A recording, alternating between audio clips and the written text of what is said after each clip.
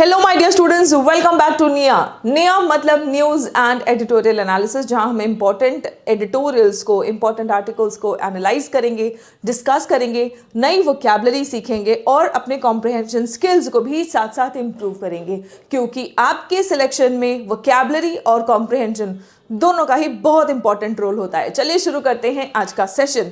The first word is pivotal.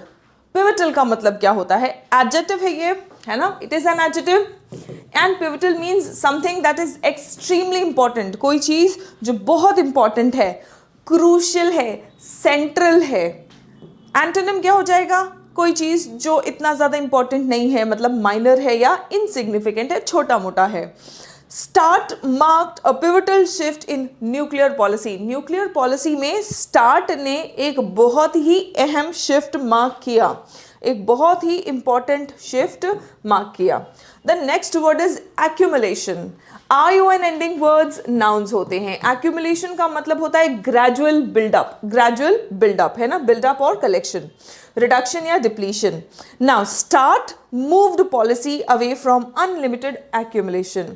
जो लोग unlimited accumulation, accumulation मतलब इकट्ठा करना, है ना, तो अनलिमिटेड जो एक्यूमुलेशन लोग कर रहे थे, तो स्टार्ट ने क्या किया? Start moved policy away from, accumulation से दूर लेके गए, है ना। Now Arsenal. आर्सेनल का मतलब क्या होता है? This is AL ending word है, लेकिन ये एक नाउन है। आर्सेनल का मतलब होता है, हम कहते हैं ना, असला बारूद, है ना, इसका collection, right? So that's Arsenal. Okay. Armoury, stock pile. डिसआर्मामेंट मतलब हथियार निहत्था करना बेसिकली, ठीक है। डिसआर्मामेंट मतलब आर्म्स हटा देना, खत्म कर देना। Defenceless. Now both nations built massive nuclear arsenals. कह रहे हैं कि दोनों नेशंस ने न्यूक्लियर असला बहुत सारा, मैसिव न्यूक्लियर आर्सेनल्स जो है वो बिल्ड किया। लॉपसाइडेड। लॉपसाइडेड का मतलब क्या होता है? Uneven, imbalanced. कोई चीज जो बैलेंस्ड नहीं है, हम उसको लॉपसाइडेड कहते हैं। जो चीज अनइक्वल हो, असमान हो, स्क्यूड हो, है ना, मतलब किसी एक पक्ष की ओर ज्यादा झुकाव हो या एक इम्पार्शियल हो बेसिकली, है ना। बैलेंस्ड और इवन इसके एंटोनिम्स बन जाएंगे। The US held a lopsided advantage initially. Initially US के पास लॉपसाइडेड एडवांटेज था, मतलब जो हम कहते हैं ना पलड़ा भारी होना, तो यूएस का पलड़ा भारी था। जब किसी एक का पलड़ा भारी होता है तो ऐसी चीज को हम लॉपसाइडेड कहते हैं, ठीक है। Now capping. कैपिंग का मतलब क्या होता है? ऐसा लॉपसाइडेड का पार्ट ऑफ स्पीच क्या है? क्योंकि ये विशेषता बता रहा है तो फिर ये एडजेक्टिव होगा। विशेषता बता रहा है तो ये एडजेक्टिव होगा। कैप करना मतलब लिमिट प्लेस करना, ठीक है, किसी चीज को रिस्ट्रिक्ट करना या फिर लिमिट करना, कैपिंग। एंटोनिम क्या होगा? आपने कैप हटा दिया, मतलब एक्सपांड कर रहे हैं, इंक्रीज कर रहे हैं। Earlier treaties focused on capping numbers. Earlier treaties जो भी हुए थे वो नंबर्स कैप कर रहे थे, है ना, मतलब नंबर का एक लिमिट लगाना। नंबर कैपिंग यानी कि नंबर का लिमिट लगाना। डिप्लॉयबल का मतलब क्या होता है? ABL एंडिंग वर्ड्स सभी एडजेक्टिव्स होते हैं। ABLE एंडिंग वर्ड्स एडजेक्टिव्स होते हैं। डिप्लॉयबल मतलब रेडी फॉर यूज, यूज के लिए बिल्कुल रेडी। ऑपरेशनल और यूजेबल। एंटोनिम क्या हो जाएगा? एंटोनिम हो जाएगा इनएक्टिव और अनयूजेबल। इनएक्टिव और unusable. Limits were set on deployable warheads. Deployable मतलब जो बिल्कुल जंग के मैदान में डिप्लॉय कर सकते थे, तुरंत रेडी फॉर यूज थे, है ना, तो उनको हम डिप्लॉयबल कहते हैं। तो कितने डिप्लॉयबल वॉरहेड्स हो सकते हैं, उन पर पहले लिमिट्स सेट किए गए थे। Now receding. रिसीड होना मतलब पीछे जाना, है ना, it is a verb. Receding मतलब मूविंग बैकवर्ड्स और डिमिनिशिंग, कम होता हुआ या पीछे जाता हुआ। डिक्लाइनिंग और रिट्रीटिंग। एडवांसिंग मतलब आगे जाता हुआ या फिर बढ़ता हुआ। देखो ये दोनों वर्ड्स इनका मीनिंग थोड़ा सा सटल डिफरेंस है। I hope you are able to understand it. Decline मतलब कम होना, रिट्रीट मतलब पीछे हटना, है ना। सो डिक्लाइनिंग का एंटोनिम है एक्सपांडिंग, मतलब बढ़ता हुआ, कम होता हुआ, बढ़ता हुआ। रिट्रीटिंग का एंटोनिम, रिट्रीट मतलब जंग में पीछे हटना, है ना, सो उसका एंटोनिम क्या होगा? आगे बढ़ना जंग में, एडवांसिंग, ठीक है। Global politics seems to be receding. Global politics जो है वो पीछे को हट रहा है या कम हो रहा है, right. Now resuscitated, it means revived after decline. जब किसी चीज को हम डिक्लाइन के बाद में रिवाइव करते हैं तो that's called resuscitated. Revived and restored. Abandoned और सप्रेस्ड, त्याग दिया या उस चीज का गला घोट दिया गया, दबा दिया गया, उसको सप्रेस कर दिया गया। आर्म्स रेस डॉक्ट्रिन्स में बी रिससिटेटेड, मतलब कह रहे हैं कि आर्म्स रेस मतलब कौन कितना ज़्यादा हथियार बना रहा है ना। तो ये एक आर्म्स रेस, किसके पास ज़्यादा असला बारूद है, ये रेस जो लोग करने शुरू कर देते हैं ना, तो इसको हम आर्म्स रेस कहते हैं। और कह रहे हैं कि ये आर्म्स रेस डॉक्ट्रिन्स जो है ये दोबारा से रिवाइव हो सकती है, दोबारा से रिवाइव हो सकती है। स्टॉक पाइल का मतलब होता है इकट्ठा करना, स्टोर्ड सप्लाई, रिजर्व, होर्ड, है ना। एंटोनिम क्या होगा, डिप्लीशन। जब आपने इकट्ठा करके रखा है तो वो स्टॉक पाइल है, उसका एंटोनिम क्या है कि धीरे धीरे खत्म हो रहा है, डिप्लीशन और शॉर्टेज या फिर कमी है। China's growing nuclear stockpile was cited, कह रहे हैं कि चाइना के पास ये जो बढ़ता हुआ न्यूक्लियर स्टॉक पाइल है ना, तो ये मेंशन किया गया है।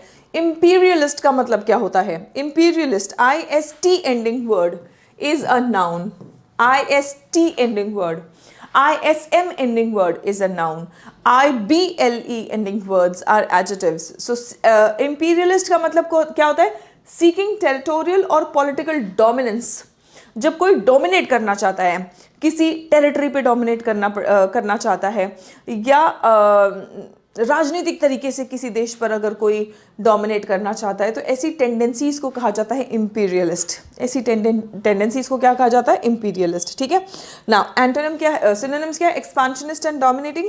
एंटोनिम है कोऑपरेटिव, कि ठीक है हम किसी पे कोई जोर जबरदस्ती नहीं करना चाहते, किसी पे डोमिनेट नहीं करना चाहते, मिलजुल के काम करेंगे, है ना। सो दैट्स कोऑपरेटिव, कोऑपरेटिव और न्यूट्रल। Imperialist tendencies are resurfacing globally.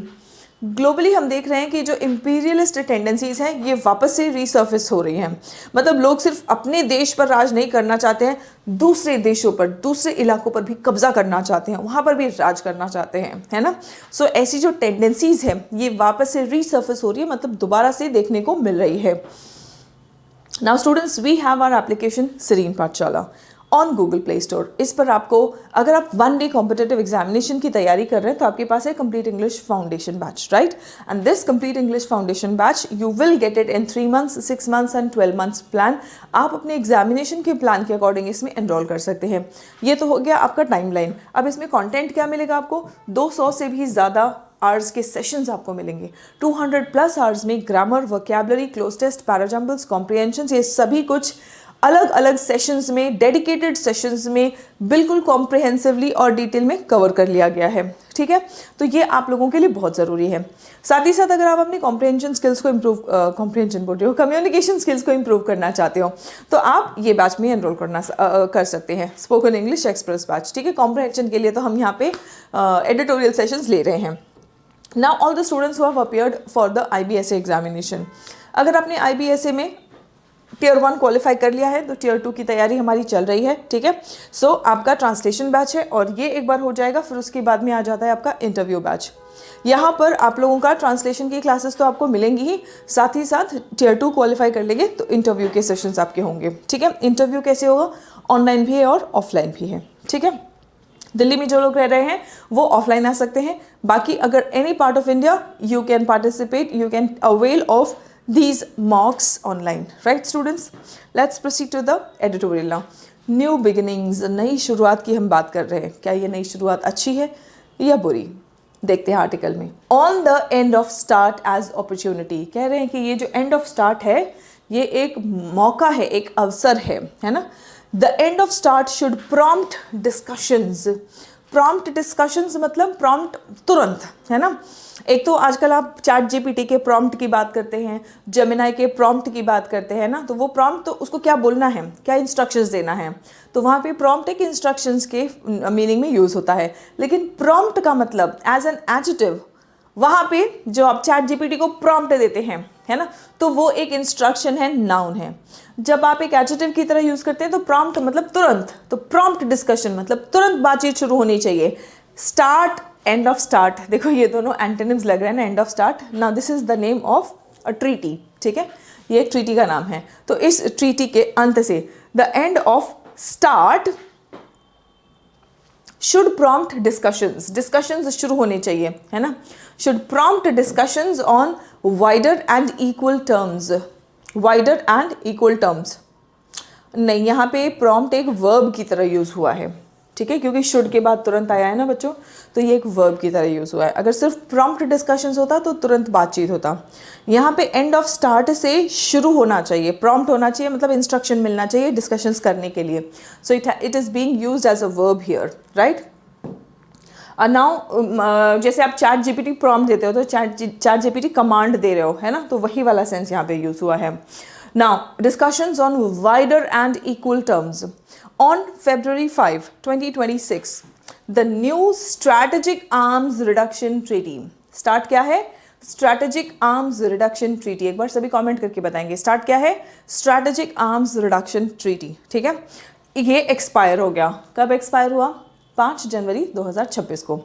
A symbol of an older era in global geopolitics. ये पुराने समय का, ओल्डर ईरा का ये एक प्रतीक था, सिंबल था, है ना, in global geopolitics, where the US and the then Union of Soviet Socialist Republics USSR, the then, ठीक है, were engaged in an escalating spiral of one upmanship.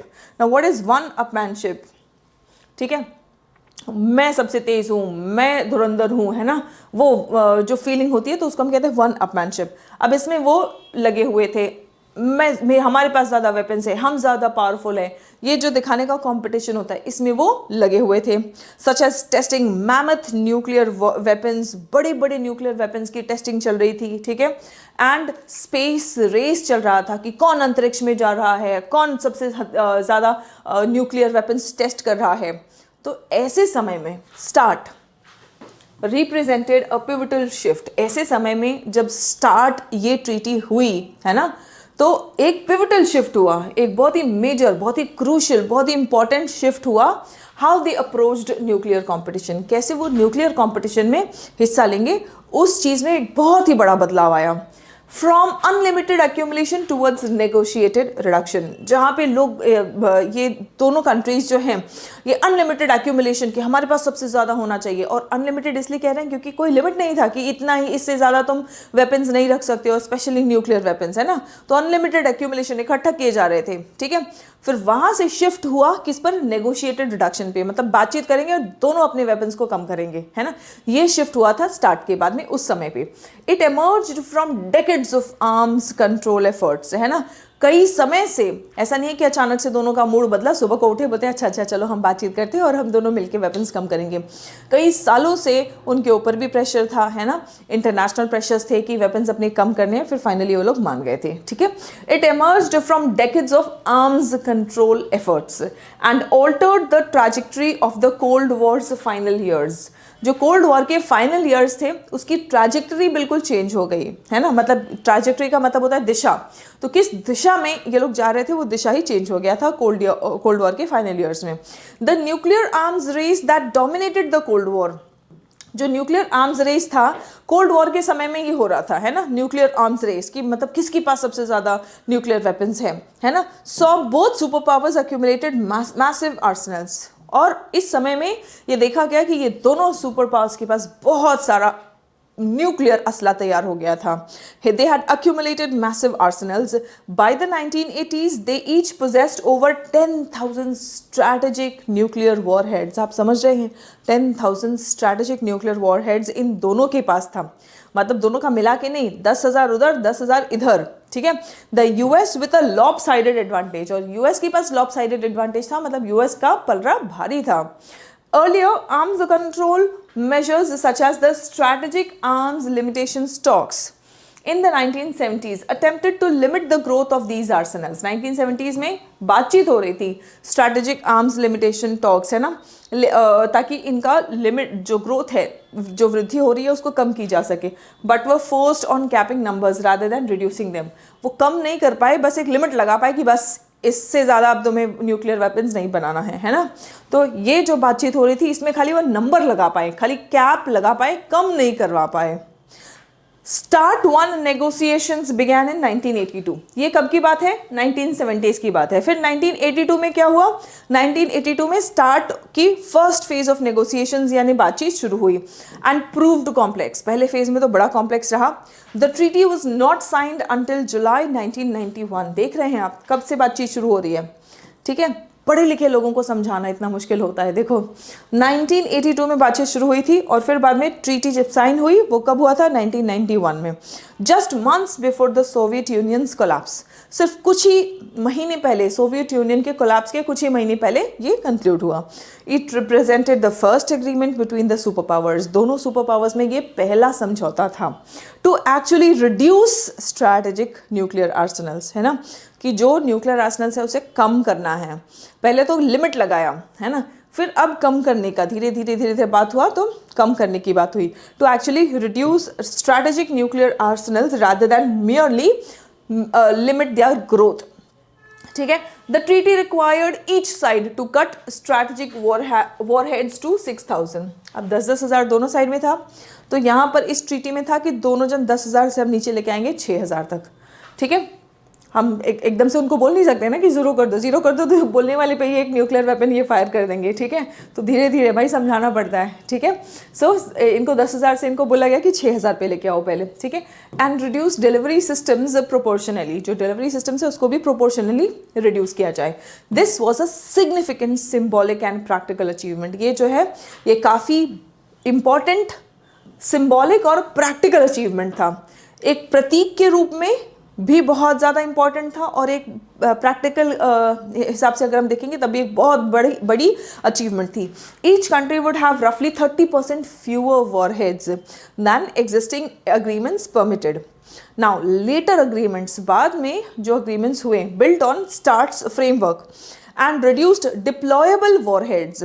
फिर उसके बाद में डिप्लॉयबल मतलब जो रेडी टू यूज़ वॉरहेड्स, जो ऐसे इनके पास न्यूक्लियर अस्त्र तैयार थे कि बस अभी तुरंत ये जंग के मैदान में यूज़ कर सकते हैं, तुरंत यूज़ के लिए रेडी यूज़ जब होते हैं उसको हम डिप्लॉयबल वॉरहेड्स कहते हैं। ठीक है, फिर उनको लेके आए कहाँ पे, 1700 से 2200 के बीच में लेके आओ, है ना, 10,000 से पहले 6,000, 6,000 से फिर उसके बाद में 1700 to 2200 a side. And the New START treaty 2010 limited each side. फिर उसके बाद में 2010 में जो न्यू स्टार्ट ट्रीटी हुई उन्होंने बोला कि 1550 स्ट्रैटेजिक वॉरहेड्स तक आप इसको लेके आएंगे। अब each represented further progress down from cold war peak. Cold war के समय में सबसे ज़्यादा था 10,000, है ना, तो वो पीक जहाँ पे सबसे ज़्यादा हाईएस्ट होता है तो उसको हम पीक कहते हैं।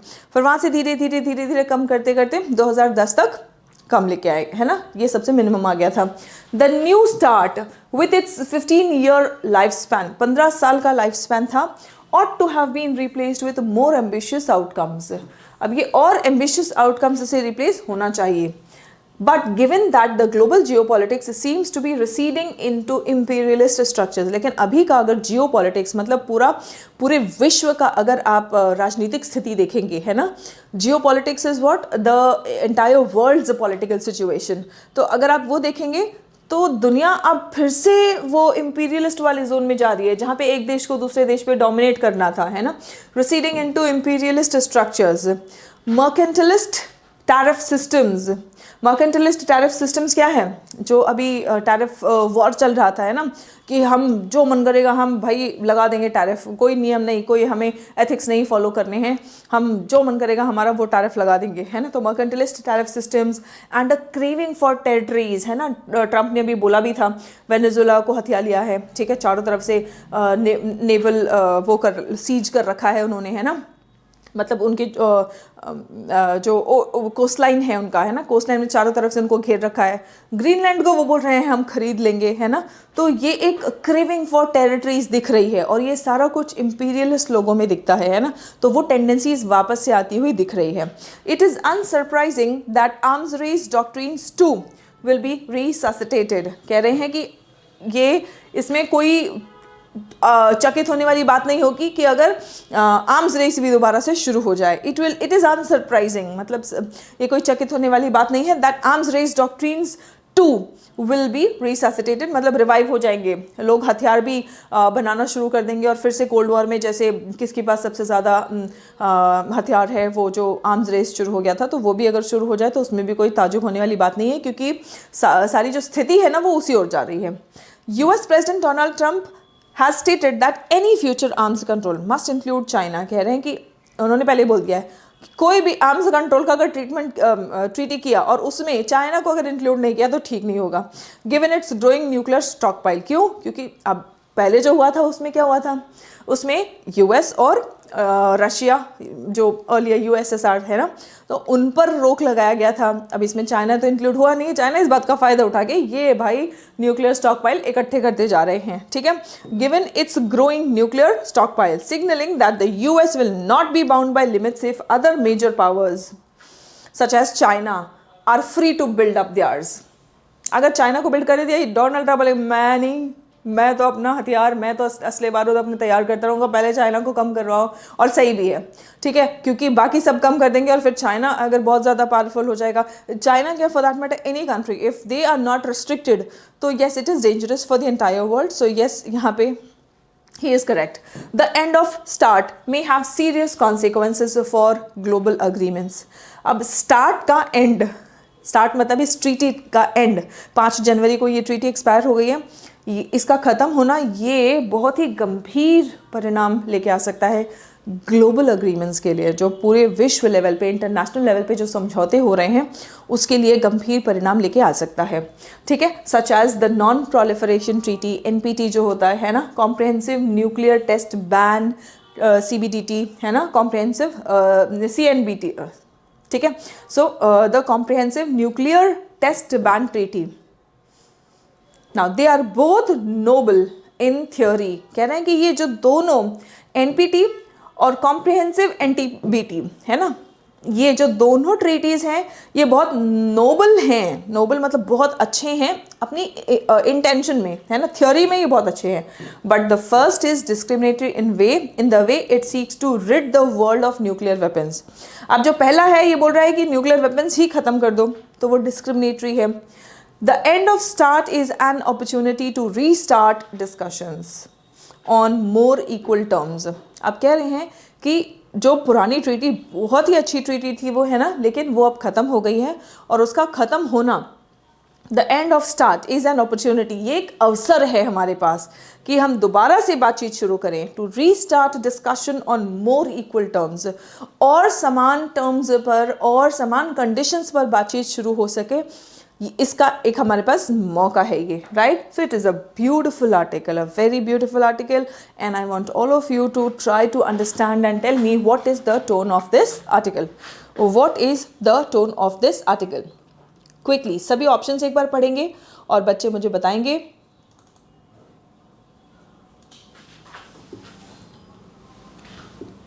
कि इस आर्टिकल का आपको टोन क्या लग रहा है। अलार्मिस्ट एंड पेसिमिस्टिक है क्या? अलार्मिस्ट मतलब एकदम जैसे अलार्म साउंड करता है कि नहीं नहीं अलर्ट हो जाओ, है ना, और पेसिमिस्टिक नहीं बहुत बुरा हो रहा है, नेगेटिव माइंडेड, नकारात्मक सोच रखना, ऐसा तो नहीं है ना, क्योंकि हमने एंड में ही बोला कि यार एंड ऑफ स्टार्ट हुआ तो है, स्टार्ट बहुत अच्छी ट्रीटी थी, हमने स्टार्ट को पूरा एनालाइज किया, स्टार्ट कहाँ से स्टार्ट हुआ था वो एनालाइज किया, अब स्टार्ट एंड हुआ है तो हमें कहाँ से रीस्टार्ट करना चाहिए, तो बहुत पॉजिटिव वे में एनालाइज किया है अच्छे से, है ना। तो एनालिटिकल है, कॉशियसली ऑप्टिमिस्टिक है, ऑप्टिमिस्टिक तो है लेकिन बहुत सेंसिटिव मुद्दा है तो कॉशियसली ऑप्टिमिस्टिक है। नॉस्टैल्जिक बट डिसमिसिव नहीं है, नॉस्टैल्जिक मतलब पुराने दिन याद आ रहे, अरे कोल्ड वॉर में तो ऐसा होता था, है ना। सो नॉस्टैल्जिक एंड डिसमिसिव कि नहीं छोड़ो रहने दो, बेकार की बातें मत करो, है ना, डिसमिसिव ये भी नहीं है। अग्रेसिव एंड एक्यूजेटरी, क्यों कर रहा है यूएस ऐसा, अग्रेसिव हो जाना, चाइना को क्यों नहीं रोक रहा है ना, ऐसा होना चाहिए वैसा होना चाहिए, अग्रेसिव होना। और एक्यूजेटरी मतलब आरोप वगैरह जब ज़्यादा लगा रहे हैं कि ये ऐसा कर रहा है, ये कंट्री ऐसा कर रहा है ना, तो ये एक्यूजेटरी टोन हो जाता है, तो हमारा ऐसा भी टोन नहीं था, है ना। So the answer is analytical and cautiously optimistic, ठीक है। Now what made the START one treaty historically significant? START one treaty historically मतलब ऐतिहासिक रूप से ये बहुत ही महत्वपूर्ण क्यों हो गया था? It completely eliminated, completely eliminate तो बिल्कुल कभी भी नहीं हुआ है ना। इट इंक्लूडेड चाइना, अरे ट्रम्प भाई सबका यही तो दिक्कत है कि चाइना इसमें है नहीं शामिल, वहाँ तो तब कहाँ ही होते, उस टाइम पे 2 ही सुपर पावर्स थे जिनके बीच में लड़ाई चल रही थी, 2 ही धुरंधर थे उस टाइम पे, है ना। It was the first treaty to actually reduce nuclear arsenals, या it imposed sanctions for treaty violations, ऐसा भी कुछ नहीं था, ये है ना। START one, it was the first treaty to actually reduce nuclear arsenals, है ना। Now according to the passage, why is, एक मिनट, रिड्यूस हुआ था स्टार्ट में या कैप लगा था? टॉक्स में कैप लगा था, है ना।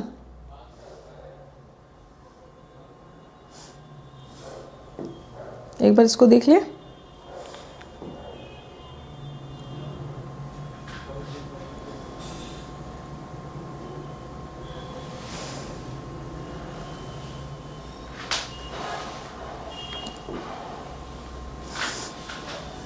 Proved complex, not signed until just before it represented first agreement between to actually reduce, हाँ ठीक है। जो स्ट्रैटेजिक आर्म्स लिमिटेशन टॉक्स हो रहे थे 1970s में, तो उसमें लिमिट किया गया था कि इससे ज़्यादा तुम और नहीं बनाओगे न्यूक्लियर वेपन्स। लेकिन स्टार्ट वन में जो स्टार्ट हुआ था 1982 में, 1991 में कंक्लूड हुआ था, लेकिन उसमें रिड्यूस किया था, है ना, 10,000 से 6,000 तक लेके आए थे आई गेस इसी में, है ना, ठीक है।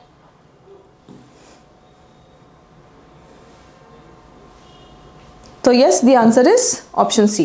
The next, according to the passage, why is the revival of arms race doctrines not surprising today? Passage के अकॉर्डिंग क्या कह रहे हैं कि अगर आर्म्स रेस मतलब हथियार बनाने के रेस में अगर सब शुरू हो जाए कि कौन ज़्यादा हथियार बनाएगा, अगर ये आज फिर से शुरू हो जाए जैसे कोल्ड वॉर में चल रहा था, तो आज के समय में ये क्यों ताजुब नहीं होगा? अगर ये रिवाइवल ऑफ आर्म्स रेस हो गया तो आज के समय में ये क्यों ताजुब नहीं होगा? Due to technological limitations in arms control? नहीं। Because of growing public support for nuclear weapons? नहीं। Owing to return to imperialist and mercantilist geopolitics? ये हो रहा है, इंपीरियलिस्ट और मर्केंटाइलिस्ट जियोपॉलिटिक्स बहुत ज़्यादा बढ़ रहा है ना, इसलिए ताजुब नहीं होगा कि अगर आर्म्स रेस भी शुरू हो जाए। The word resuscitated in the passage most clearly means what? इसका मतलब क्या है? रिजेक्ट करना? नहीं। रिवाइव, पुनर्जीवित करना, है ना। रिस्ट्रिक्ट करना, रिप्लेस करना, आंसर नहीं है। Now identify the grammatically correct sentence. The treaty requires both sides. अगर ये प्रेजेंट है तो हम रिक्वायर्स बोलेंगे, पास्ट है तो रिक्वायर्ड बोलेंगे। The treaty required both sides, reducing नहीं, बोथ साइड्स टू रिड्यूस, ठीक है। The treaty required both sides, यहाँ पे रिक्वायर्ड भी है और टू रिड्यूस भी है, ठीक है। बाकी सब में यहाँ पे एरर है, इधर एरर है, ठीक है, ये भी सही है, ये भी सही है। The treaty requiring both sides to reducing, यहाँ पे तो ये भी गलत है और ये भी गलत है, ठीक है। So your correct answer is option C. Correct answer है ऑप्शन सी। अगर आपको ग्रामर के जो क्वेश्चंस हम डिस्कस करते हैं इसके एक्सप्लेनेशंस भी चाहिए तो आप मुझे कमेंट कर देंगे। वैसे तो यूजुअली मैं एक्सप्लेनेशन दे देती हूँ, but if you want me to teach the concept also, एक थोड़ा सा मैं कॉन्सेप्ट भी रिवाइज करवा दूँ, है ना, तो आप मुझे एक ग्रामर एक्सप्लेनेशन कॉमेंट कर देंगे इन द कॉमेंट सेक्शन, ठीक है। नाउ डिस्कशन पॉइंट, बहुत इंपॉर्टेंट मुद्दा है ये, तो डेफिनेटली इस पर आपका ओपिनियन आने वाले इस साल के किसी भी एग्जामिनेशन में आपसे, अगर आपके एग्जामिनेशन में इंटरव्यू या ग्रुप डिस्कशन एक इम्पॉर्टेंट फेज़ है, तो आपसे ये क्वेश्चन ज़रूर पूछा जा सकता है कि does the end of start treaty, ये जो स्टार्ट ट्रीटी जो एक्सपायर हो गया है, जो इसका एंड हो गया है, क्या इससे ग्लोबल न्यूक्लियर स्टेबिलिटी कमज़ोर हो सकती है? और does it create an opportunity for a more inclusive arms control framework? Arms control framework और ज़्यादा इंक्लूसिव बन सकता है? क्या ये एक ऐसा अवसर है कि जो देश अब और पावरफुल हो गए हैं उनको भी इंक्लूड कर लें, या इसके ख़त्म होने से सब आज़ाद हो गए हैं और ये पूरे दुनिया के लिए नुकसानदेह हो सकता है, यानी कि ग्लोबल न्यूक्लियर स्टेबिलिटी वीक हो सकती है? आपको क्या लगता है? आप मुझे कमेंट करके बताएंगे, ठीक है। आप अपना ओपिनियन फॉर्म करने के लिए यहाँ पे कुछ पॉइंट्स हैं जो आप पढ़ सकते हैं। ये पूरा का पूरा PDF आपको रिवीजन के लिए कहाँ मिल जाएगा? English with Suman Sharma Telegram channel पर, ठीक है। कहाँ मिलेगा आपको?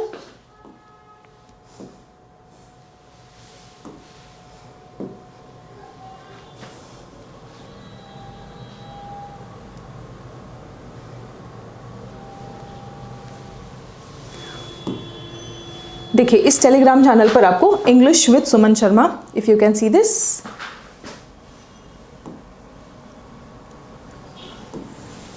ठीक है, इस टेलीग्राम चैनल पर English with Suman Sharma 26,118 subscribers है यहाँ पे.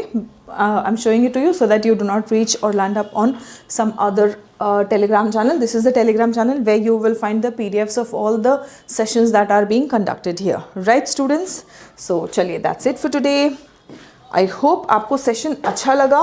मिलते हैं अगले सेशन में. तब तक अपना ख्याल रखें, स्वस्थ रहें, मस्त रहें. सभी बच्चे पढ़ते रहें और आगे बढ़ते रहें. ये पीडीएफ में आप लोगों को at the end of this session आपको हिंदी कंपाइलेशन, इंग्लिश और Hindi compilation of the vocabulary भी मिल जाया करेगा. ठीक है. और एक बार शॉर्ट्स में मैं रिवीजन भी करवा दिया करूँगी. ठीक है. चलिए, so that's it for today. See you in the next session. तब तक अपना ख्याल रखें, स्वस्थ रहें, मस्त रहें. सभी बच्चे पढ़ते रहें और आगे बढ़ते रहें. जय हिंद एवरीवन.